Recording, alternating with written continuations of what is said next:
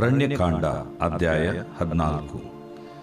ಅದನ್ನು ಕೇಳಿ ಜನಸಮೂಹದವರೆಲ್ಲರೂ ಗುಲ್ಲು ಮಾಡಿ ಬಹಳ ಕೂಗಿಕೊಂಡರು. ಆ ರಾತ್ರಿಯೆಲ್ಲ ಜನರು ಅಳುತ್ತಿದ್ದರು. ಇಸ್ರಾಯೇಲ್ಯರೆಲ್ಲರೂ ಮೋಶೆ ಆರೋನರಿಗೆ ವಿರೋಧವಾಗಿ ಗುಣುಗುಟ್ಟಿ, ನಾವು ಐಗುಪ್ತ ದೇಶದಲ್ಲಿಯೇ ಸತ್ತಿದ್ದರೆ ಎಷ್ಟೋ ಮೇಲಾಗಿತ್ತು, ಈ ಅರಣ್ಯದಲ್ಲಿಯಾದರೂ ಸತ್ತಿದ್ದರೆ ಮೇಲಾಗಿತ್ತು. ಯೆಹೋವನು ನಮ್ಮನ್ನು ಯಾಕೆ ಕತ್ತಿಯ ಬಾಯಿಂದ ಸಾಯಿಸುವುದಕ್ಕೆ ಈ ದೇಶಕ್ಕೆ ಬರಮಾಡುತ್ತಾನೆ? ನಮ್ಮ ಹೆಂಡರು ಮಕ್ಕಳು ಪರರ ಪಾಲಾಗುವರಲ್ಲ. ನಾವು ಐಗುಪ್ತ ದೇಶಕ್ಕೆ ತಿರುಗಿ ಹೋಗುವುದು ಒಳ್ಳೆಯದಲ್ಲವೇ ಎಂದು ಹೇಳಿಕೊಳ್ಳುತ್ತಾ ಒಬ್ಬರ ಸಂಗಡಲೊಬ್ಬರು ನಾವು ನಾಯಕನನ್ನು ನೇಮಿಸಿಕೊಂಡು ಐಗುಪ್ತ ದೇಶಕ್ಕೆ ತಿರುಗಿ ಹೋಗೋಣ ಎಂದು ಮಾತಾಡಿಕೊಳ್ಳುತ್ತಿದ್ದರು. ಆಗ ಮೋಶೆ ಆರೋನರು ಇಸ್ರಾಯೇಲ್ಯರ ಸರ್ವ ಸಮೂಹದವರ ಮುಂದೆ ಬೋರಳ ಬಿದ್ದರು ಮತ್ತು ದೇಶವನ್ನು ಸಂಚರಿಸಿ ನೋಡಿದವರಲ್ಲಿದ್ದ ನೂನನ ಮಗನಾದ ಯೆಹೋಶುವನು, ಯೆಫುನ್ನೆಯ ಮಗನಾದ ಕಾಲೇಬನು ತಮ್ಮ ಬಟ್ಟೆಗಳನ್ನು ಹರಿದುಕೊಂಡು ಇಸ್ರಾಯೇಲ್ಯರ ಸರ್ವ ಸಮೂಹದವರಿಗೆ ಹೀಗಂದರು: ನಾವು ಸಂಚರಿಸಿ ನೋಡಿದ ದೇಶವು ಅತ್ಯುತ್ತಮವಾದದ್ದು, ಅದು ಹಾಲು ಜೇನು ಹರಿಯುವ ದೇಶ. ಯೆಹೋವನು ನಮ್ಮನ್ನು ಮೆಚ್ಚಿಕೊಂಡರೆ ಅದರಲ್ಲಿ ನಮ್ಮನ್ನು ಸೇರಿಸಿ ಅದನ್ನು ನಮ್ಮ ಸ್ವಾಧೀನಕ್ಕೆ ಕೊಡುವನು. ಹೀಗಿರುವುದರಿಂದ ಯೆಹೋವನಿಗೆ ತಿರುಗಿ ಬೀಳಬೇಡಿರಿ, ಅದಲ್ಲದೆ ಆ ದೇಶದ ಜನರಿಗೆ ದಿಗಿಲು ಪಡಬೇಡಿರಿ. ನಾವು ಅವರನ್ನು ನುಂಗಿ ಪುಷ್ಟಿಯಾಗುವೆವು. ಅವರಿಗೆ ನೆರಳಾಗಿದ್ದ ದೇವರು ಅವರನ್ನು ಕೈಬಿಟ್ಟನು. ನಮ್ಮ ಕಡೆ ಯೆಹೋವನು ಇದ್ದಾನೆ, ಅವರಿಗೆ ಭಯಪಡಬೇಡಿರಿ ಅಂದರು. ಆದರೆ ಜನಸಮೂಹದವರೆಲ್ಲರೂ ಕೇಳಲೊಲ್ಲದೆ ಅವರನ್ನು ಕಲ್ಲೆಸೆದು ಕೊಲ್ಲಬೇಕೆಂದು ಹೇಳಿಕೊಳ್ಳುತ್ತಿರಲಾಗಿ, ಯೆಹೋವನ ತೇಜಸ್ಸು ದೇವದರ್ಶನದ ಗುಡಾರದಲ್ಲಿ ಹೊಳೆದು ಇಸ್ರಾಯೇಲ್ಯರೆಲ್ಲರಿಗೂ ಕಾಣಿಸಿತು.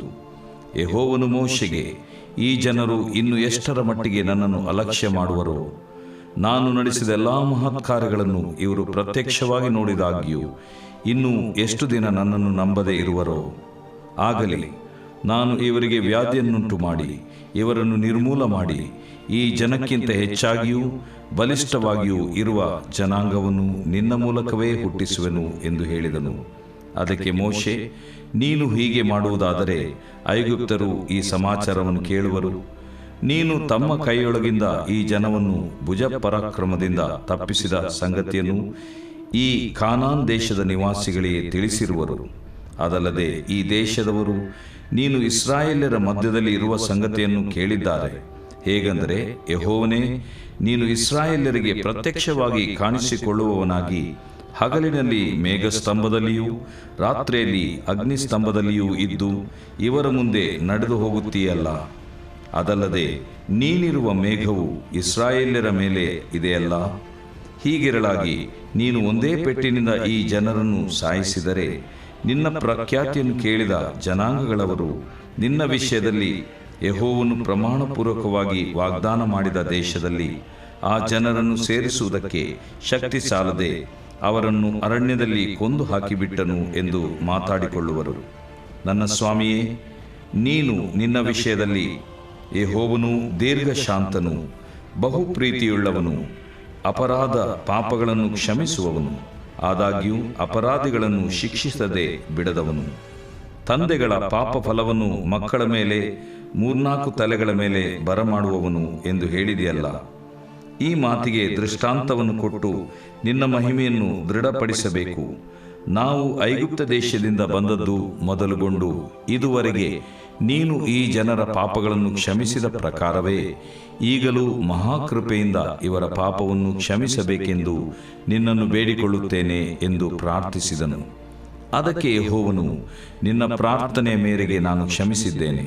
ಆದಾಗ್ಯೂ ನನ್ನ ಜೀವದಾಣೆ ಮತ್ತು ಯೆಹೋವನ ಮಹಿಮೆಯು ಭೂಲೋಕದಲ್ಲೆಲ್ಲ ತುಂಬಿರಬೇಕೆಂಬುವ ನಿಶ್ಚಯವಾಕ್ಯದ ಆಣೆ, ಈ ಮನುಷ್ಯರೆಲ್ಲರೂ ಐಗುಪ್ತ ದೇಶದಲ್ಲಿಯೂ ಅರಣ್ಯದಲ್ಲಿಯೂ ನಾನು ನಡೆಸಿರುವ ಮಹತ್ಕಾರ್ಯಗಳನ್ನು ನನ್ನ ಮಹಿಮೆಯನ್ನು ನೋಡಿದರೂ ನನ್ನ ಮಾತಿಗೆ ಕಿವಿಗೊಡದೆ ಪದೇ ಪದೇ ನನ್ನನ್ನು ಪರೀಕ್ಷಿಸಿದ್ದರಿಂದ ನಾನು ಅವರ ಪಿತೃಗಳಿಗೆ ಪ್ರಮಾಣಪೂರ್ವಕವಾಗಿ ವಾಗ್ದಾನ ಮಾಡಿದ ದೇಶವನ್ನು ಇವರಲ್ಲಿ ಯಾರೂ ನೋಡುವುದಿಲ್ಲ. ನನ್ನನ್ನು ಅಲಕ್ಷ್ಯ ಮಾಡಿದ ಇವರಲ್ಲಿ ಯಾರೂ ಅದನ್ನು ನೋಡುವುದಿಲ್ಲ. ನನ್ನ ದಾಸನಾದ ಕಾಲೇಬನು ಅಂಥ ಮನಸ್ಸುಳ್ಳವನಾಗಿರದೆ ಮನಪೂರ್ವಕವಾಗಿ ನನ್ನ ಮಾತನ್ನು ಅನುಸರಿಸಿ ನಡೆದದ್ದರಿಂದ ಅವನನ್ನೇ ಅವನು ಸಂಚರಿಸಿದ ಆ ದೇಶದಲ್ಲಿ ಸೇರಿಸುವೆನು. ಅವನ ಸಂತತಿಯವರು ಅದನ್ನು ಸ್ವಾಧೀನಪಡಿಸಿಕೊಳ್ಳುವರು. ಅಮಾಲೇಕ್ಯರು, ಕಾನಾನ್ಯರು ಆ ತಗ್ಗಿನಲ್ಲಿ ವಾಸವಾಗಿದ್ದಾರೆ. ನೀವು ನಾಳೆ ಹಿಂದಿರುಗಿಕೊಂಡು ಕೆಂಪು ಸಮುದ್ರಕ್ಕೆ ಹೋಗುವ ದಾರಿಯಲ್ಲಿ ಅರಣ್ಯಕ್ಕೆ ಪ್ರಯಾಣ ಮಾಡಬೇಕು ಎಂದು ಹೇಳಿದನು. ಯೆಹೋವನು ಮೋಶೆ ಆರೋನರಿಗೆ, ನನಗೆ ವಿರೋಧವಾಗಿ ಗುಣಗುಟ್ಟುವ ಈ ದುಷ್ಟ ಸಮೂಹದವರನ್ನು ನಾನು ಎಷ್ಟು ದಿನ ಸಹಿಸಲಿ? ಇಸ್ರಾಯೇಲ್ಯರು ನನಗೆ ವಿರೋಧವಾಗಿ ಗುಣಗುಟ್ಟುವ ಮಾತುಗಳು ನನಗೆ ಕೇಳಿಸಿದವು. ನೀನು ಅವರಿಗೆ ಹೀಗೆ ಹೇಳಬೇಕು, ಯೆಹೋವನು ಹೇಳುವುದೇನೆಂದರೆ, ನನ್ನ ಜೀವದಾಣೆ, ನೀವು ನನಗೆ ಕೇಳಿಸುವಂತೆ ಅಂದುಕೊಂಡ ಪ್ರಕಾರವೇ ನಾನು ಮಾಡುತ್ತೇನೆ. ನಿಮ್ಮ ಶವಗಳು ಈ ಅರಣ್ಯದಲ್ಲಿಯೇ ಬೀಳುವವು. ನೀವು ನನಗೆ ವಿರೋಧವಾಗಿ ಗುಣಗುಟ್ಟಿದ್ದರಿಂದ ನಿಮ್ಮಲ್ಲಿ ಲೆಕ್ಕಿಸಲ್ಪಟ್ಟವರೆಲ್ಲರೂ, ಅಂದರೆ 20 ವರ್ಷ ಮೊದಲುಗೊಂಡು ಹೆಚ್ಚಾದ ವಯಸ್ಸುಳ್ಳವರೆಲ್ಲರೂ ಅರಣ್ಯದಲ್ಲೇ ಸಾಯುವರು. ಯೆಫುನ್ನೆಯ ಮಗನಾದ ಕಾಲೇಬ್ ಮತ್ತು ನೂನನ ಮಗನಾದ ಯೆಹೋಶುವ ಇವರಿಬ್ಬರೇ ಹೊರತು ನಿಮ್ಮಲ್ಲಿ ಯಾರೂ ನಿಮ್ಮ ನಿವಾಸಕ್ಕಾಗಿ ನಾನು ಪ್ರಮಾಣಪೂರ್ವಕವಾಗಿ ವಾಗ್ದಾನ ಮಾಡಿದ ದೇಶವನ್ನು ಸೇರುವುದಿಲ್ಲ. ಆದರೆ ಪರರ ಪಾಲಾಗುವರೆಂದು ನೀವು ಹೇಳಿದ ನಿಮ್ಮ ಚಿಕ್ಕ ಮಕ್ಕಳನ್ನು ಅಲ್ಲಿಗೆ ಸೇರಿಸುವೆನು. ನೀವು ಬೇಡವೆಂದು ಹೇಳಿದ ದೇಶವನ್ನು ಅವರು ಅನುಭೋಗಿಸುವರು. ನೀವಂತೂ ಈ ಅರಣ್ಯದಲ್ಲಿ ಸಾಯುವಿರಿ. ನಿಮ್ಮೆಲ್ಲರ ಶವಗಳು ಈ ಅರಣ್ಯದಲ್ಲಿ ಬೀಳುವ ಪರ್ಯಂತರ ನೀವು ಮಾಡಿದ ದ್ರೋಹದ ಫಲವನ್ನು ನಿಮ್ಮ ಮಕ್ಕಳು ಅನುಭವಿಸುವವರಾಗಿ 40 ವರ್ಷ ಅರಣ್ಯವಾಸಿಗಳಾಗಿರಬೇಕು. ನೀವು ಆ ದೇಶವನ್ನು ಸಂಚರಿಸಿ ನೋಡಿದ 40 ದಿನಗಳಿಗೆ ಸಮನಾಗಿ ದಿನ ಒಂದಕ್ಕೆ 1 ಸಂವತ್ಸರದ ಮೇಲೆಗೆ 40 ವರ್ಷ ನಿಮ್ಮ ಪಾಪದ ಫಲವನ್ನು ಅನುಭವಿಸುವವರಾಗಿ ನಾನು ಕೈಬಿಟ್ಟವರ ಗತಿ ಎಂಥದೆಂದು ತಿಳಿದುಕೊಳ್ಳಬೇಕು. ಇದು ಯೆಹೋವನೆಂಬ ನಾನೇ ಹೇಳಿದ ಮಾತು. ನನಗೆ ವಿರೋಧವಾಗಿ ಕೂಡಿಕೊಂಡಿರುವ ಈ ದುಷ್ಟ ಸಮೂಹದವರೆಲ್ಲರಿಗೆ ಈ ಮಾತಿನ ಮೇರೆಗೆ ಮಾಡಲೇ ಮಾಡುತ್ತೇನೆ. ಈ ಅರಣ್ಯದಲ್ಲಿಯೇ ಇವರೆಲ್ಲರೂ ಸಾಯಬೇಕು ಎಂದು ಹೇಳಿದನು. ಆ ದೇಶವನ್ನು ಸಂಚರಿಸಿ ನೋಡುವುದಕ್ಕೆ ಮೋಶೆಯಿಂದ ಕಳುಹಿಸಲ್ಪಟ್ಟು ಹಿಂದಿರುಗಿ ಬಂದು ಆ ದೇಶದ ವಿಷಯದಲ್ಲಿ ಅಶುಭ ಸಮಾಚಾರವನ್ನು ಹೇಳಿ ಸರ್ವ ಸಮೂಹದವರನ್ನು ಅವನಿಗೆ ವಿರೋಧವಾಗಿ ಗುಣಗುಟ್ಟುವಂತೆ ಮಾಡಿದ ಮನುಷ್ಯರು ಯೆಹೋವನ ಸನ್ನಿಧಿಯಲ್ಲಿ ವ್ಯಾಧಿಯಿಂದ ಸತ್ತರು. ಅವರಲ್ಲಿ ನೂನನ ಮಗನಾದ ಯೆಹೋಶುವನು, ಯೆಫುನ್ನೆಯ ಮಗನಾದ ಕಾಲೇಬನು ಉಳಿದರು.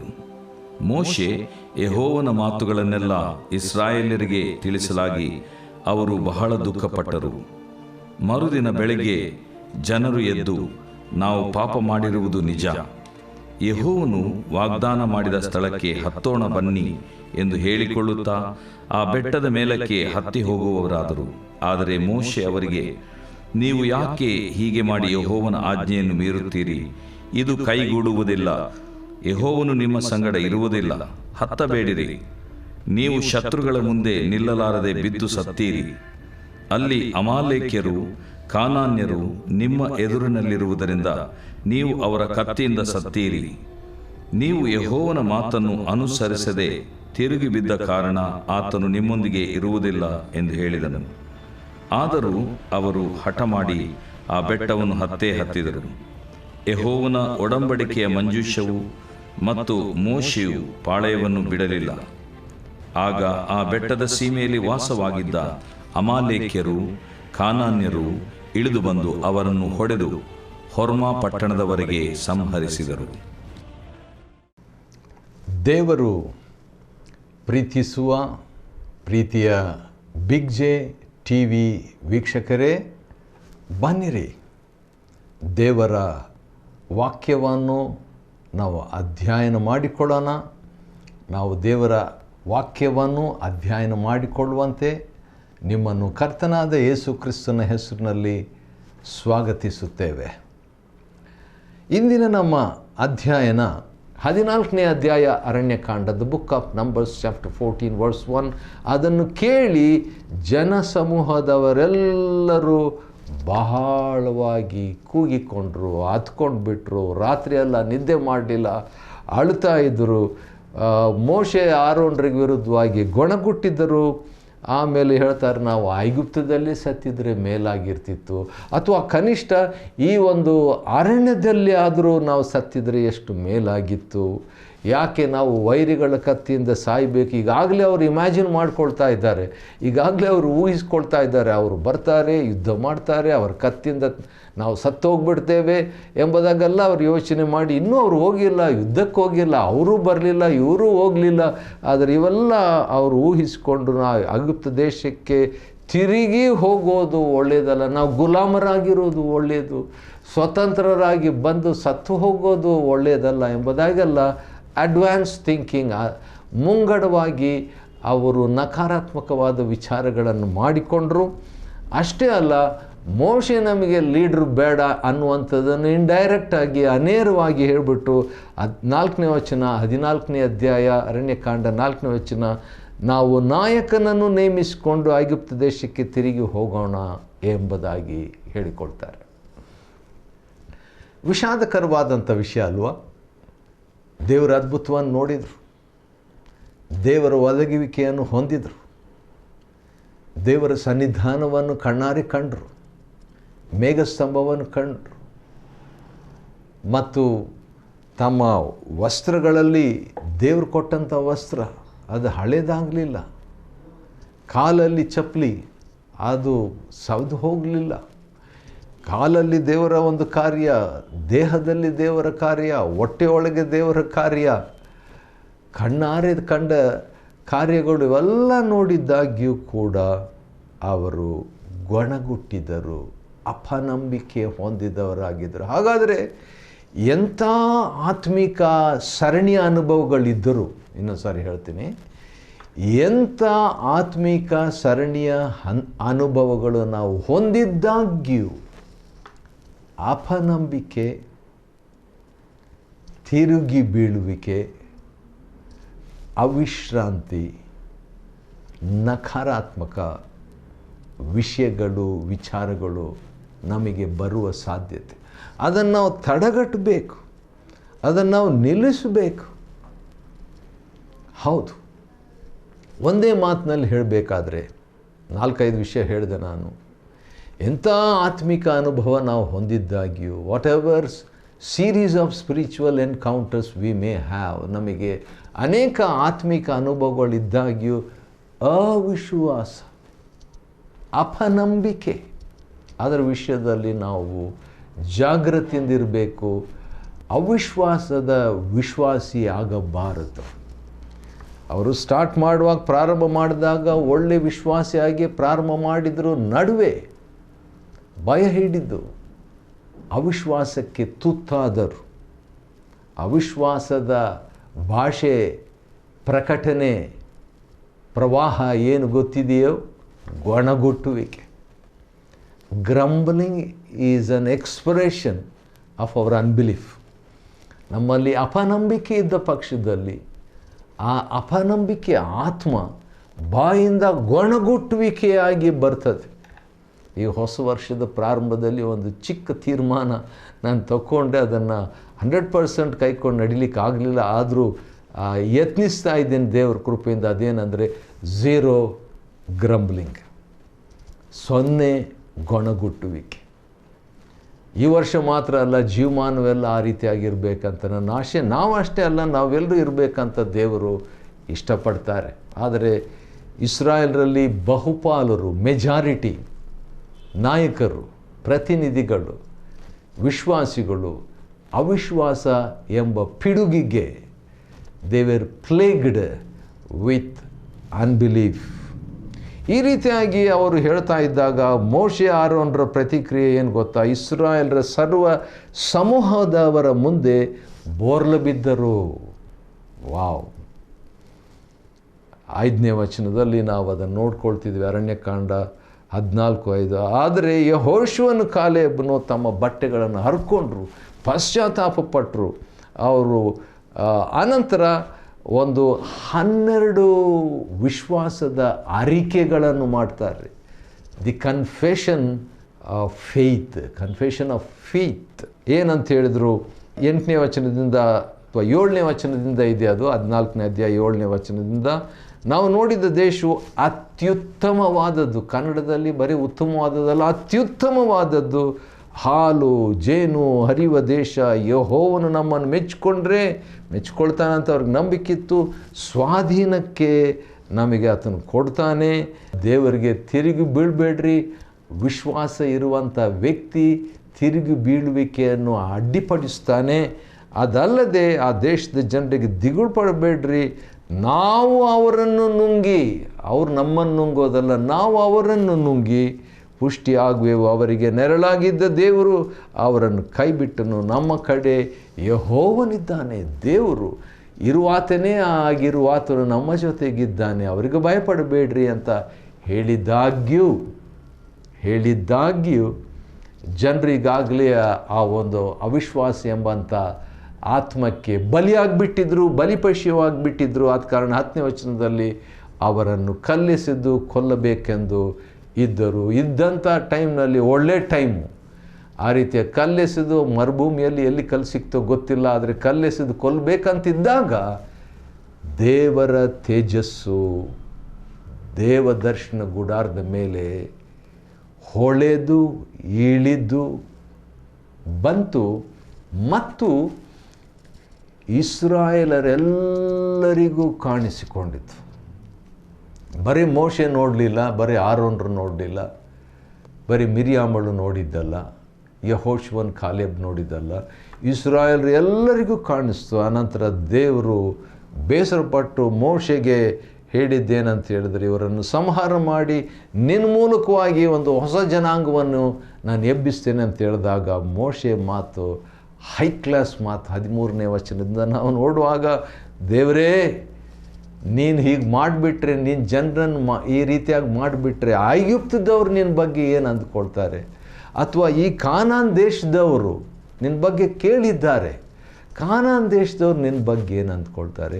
ಅಷ್ಟೇ ಅಲ್ಲ, 15ನೇ ವಚನದಲ್ಲಿ ಜನಾಂಗಗಳವರು ಬೇರೆ ಬೇರೆ ದೇಶ, ಬರೀ ಐಗುಪ್ತ ದೇಶ ಕಾನಾನ್ ದೇಶ ಅಷ್ಟೇ ಅಲ್ಲ, ಬೇರೆ ದೇಶಗಳೆಲ್ಲರೂ ಏನು ನಿನ್ನ ಬಗ್ಗೆ ತಿಳ್ಕೊಳ್ತಾರೆ, ಎಲ್ಲಿ ನಿನ್ನ ಬಗ್ಗೆ ಅಪಾರ್ಥ ಮಾಡ್ಕೊಳ್ತಾರೆ, ನಿನ್ನನ್ನು ಮಿಸ್ಅಂಡರ್ಸ್ಟ್ಯಾಂಡ್ ಮಾಡ್ಕೊಳ್ತಾರೇನೋ ಎಂಬುದಾಗಿ ಹೇಳ್ತಾನೆ ರೀ. ಈಗ ದೇವರು ಮೋಶೆಯ ಮೂಲಕವಾಗಿ ಹೊಸ ಜನಾಂಗವನ್ನು ಎಬ್ಬಿಸ್ತೀನಂದರೆ ಅದು ದೊಡ್ಡ ಭಾಗ್ಯ. ಅದು ಅಬ್ರಾಮನ ಆಶೀರ್ವಾದ, ಈಗ ಮೋಶೆ ಆಶೀರ್ವಾದ ಆಗಿಬಿಡ್ತಿತ್ತೇನೋ.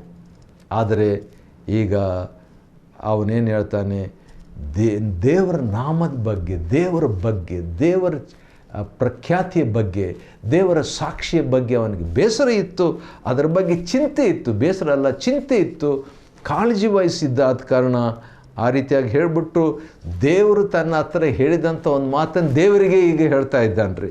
ದೇವರ ಹತ್ರ 40 ದಿವಸ ಅವನು ಉಪವಾಸ ಮಾಡಿಬಿಟ್ಟು ಬೆಟ್ಟದಲ್ಲಿ ದೇವರನ್ನು ಸಂಧಿಸಿದಾಗ ದೇವರು ತನ್ನ ಬಗ್ಗೆ ಪ್ರಕಟಣೆ ಕೊಟ್ಟಂಥ ಒಂದು ಅನುಭವ ಈ ವಿಮೋಚನ ಕಾಂಡ 34ನೇ ಅಧ್ಯಾಯದ 6-7 ವಚನದಲ್ಲಿ ದೇವರು ನಾನು ದೀರ್ಘಶಾಂತನು, ಬಹುಪ್ರೀತಿ ಉಳ್ಳವನು, ಅಪರಾಧ ಪಾಪಗಳನ್ನು ಕ್ಷಮಿಸುವವನು ಎಂಬುದಾಗಿ ಹೇಳಿದ್ನಲ್ಲ, ಅದೇ ವಾಕ್ಯ ದೇವರು ತನಗೆ ಹೇಳಿದ್ದನ್ನು ಈಗ ದೇವರಿಗೆ ಅವನು 18ನೇ ವಚನದಲ್ಲಿ ನೆನಪಿಸ್ತಾನೆ. ಹೌದಲ್ಲ ದೇವರೇ, ನೀನು ದೀರ್ಘಶಾಂತನು, ಬಹುಪ್ರೀತಿ ಉಳ್ಳವನು, ನೀನು ಅಪರಾಧ ಪಾಪಗಳನ್ನು ಕ್ಷಮಿಸುವವನು. ಆದ ಕಾರಣ ಈ ರೀತಿಯಾಗಿ ಮಾತುಗಳನ್ನು ಹೇಳಿಬಿಟ್ಟು ಈ ಮಾತಿಗೆ ದೃಷ್ಟಾಂತವನ್ನು ಕೊಟ್ಟು ಈ ನಿನ್ನ ಮಹಿಮೆಯನ್ನು ದೃಢಪಡಿಸು. ನೀನು ನನ್ನ ಹತ್ರ ಮಾತಾಡೋದಲ್ಲ, ಆ ಮಾತಿಗೆ ನೀನು ಸಾಬೀತು ಪ್ರೂವ್ ಮಾಡೋದನ್ನು ಎಂಬುದಾಗಿ ಹೇಳಿದಾಗ ದೇವರು ಹೇಳ್ತಾನೆ, ನಾನು ಕ್ಷಮಿಸಿದ್ದೇನೆ. 20-21ನೇ ವಚನದಲ್ಲಿ ದೇವರು ಹೇಳ್ತಾನೆ, ನಾನು ಕ್ಷಮಿಸಿದ್ದೇನೆ. ಆದರೂ ಕೂಡ ದೇವರು ಹೇಳ್ತಾನೆ, ನಿಶ್ಚಯವಾಗಿ ಆ ಗೊಣಗುಟ್ಟಿದವರು ಯಾರೂ ಕೂಡ ವಾಗ್ದಾನ ದೇಶಕ್ಕೆ ಪ್ರವೇಶಿಸುವುದಿಲ್ಲ. ಆದರೆ 24ನೇ ವಚನ, ಕಾಲೇಬನು ಪ್ರವೇಶಿಸ್ತಾನೆ, ಯೆಹೋಶುವನು ಪ್ರವೇಶಿಸ್ತಾನೆ, 1-19 ವಯಸ್ಸಿನವರು ಪ್ರವೇಶಿಸ್ತಾರೆ ಎಂಬುದಾಗಿ ದೇವರು ಹೇಳ್ತಾನೆ ರೀ. ಆದ ಕಾರಣ 40 ವರ್ಷಗಳು ಆ ಇಸ್ರಾಯೇಲರು ಗೊಣಗುಟ್ಟಿದಂಥವ್ರು, ಅಂದರೆ 20 ವಯಸ್ಸಿಂದ ಮೇಲ್ಪಟ್ಟಂಥವರು ಗೊಣಗುಟ್ಟಿದಂಥ ವಿಶ್ವಾಸಿಗಳು ಆ 40 ವರ್ಷದಲ್ಲಿ ಅವರು ಅಲೆಮಾರಿಗಳಾಗಿ ಕಾನಾನ್ ದೇಶ ಪ್ರವೇಶಿಸದೆ ಅವರು ಸತ್ತು ಹೋದರು. ಮತ್ತು ಈ ಮಾತನ್ನು ಕೇಳಿ ಅವರು ಬಹಳ ಬೇಸರಪಟ್ಟರು. ಆದರೂ ಕೂಡ ಒಂದು ವಿಚಿತ್ರ ಮಾತು ಏನಂತ ಹೇಳಿದ್ರೆ, ಅವರಲ್ಲಿ ಕೆಲವರು ಈ ಗೊಣಗುಟ್ಟಿದ್ರಲ್ಲ, ಅವರೆಲ್ಲೂ ಬನ್ನಿರಿ ನಾವು ಕಾನಾನ್ ದೇಶವನ್ನು ನಾವು ವಶಪಡಿಸ್ಕೊಳ್ಳೋಣ, ದೇವರು ನಾವು ಸೇರೋದಿಲ್ಲ ಅಂತ ಹೇಳಿದ್ರಲ್ಲ, ಟ್ರೈ ಮಾಡೋಣ ಅಂತ ಅವರು ಪ್ರಯತ್ನ ಮಾಡಿ ಕೊನೆಗೆ ಏನಾಯ್ತು ಅಂತ ಹೇಳಿದರೆ, ಅವರಲ್ಲಿ ಕಾನಾನ್ಯರು ಬಂದು ಅವರ ಮೇಲೆ ಯುದ್ಧ ಮಾಡಿ ಅವರನ್ನು ಸಂಹರಿಸಿ ಬಿಟ್ಟದ್ದನ್ನು 45ನೇ ವಚನದಲ್ಲಿ ನಾವು ನೋಡ್ತೇವೆ. ವಿಷಾದಕರವಾದಂಥ ಸಂಗತಿ. ವಿಶ್ವಾಸ ಅವಿಶ್ವಾಸದ ಬಗ್ಗೆ ಕಲಿತಕ್ಕಂಥ ಪಾಠ ದೊಡ್ಡದಾಗಿದೆ 14ನೇ ಅಧ್ಯಾಯದಲ್ಲಿ. 14ನೇ ಅಧ್ಯಾಯ ಅರಣ್ಯಕಾಂಡವನ್ನು ಅಧ್ಯಯನ ಮಾಡಿಕೊಳ್ಳುವಂತೆ ದೇವರು ನಮಗೆ ಕೃಪೆ ಕೊಟ್ಟಿದ್ದಕ್ಕಾಗಿ ಆತನಿಗೆ ಸ್ತೋತ್ರವಾಗಲಿ. ದೇವರು ನಿಮ್ಮನ್ನು ಆಶೀರ್ವದಿಸಲಿ.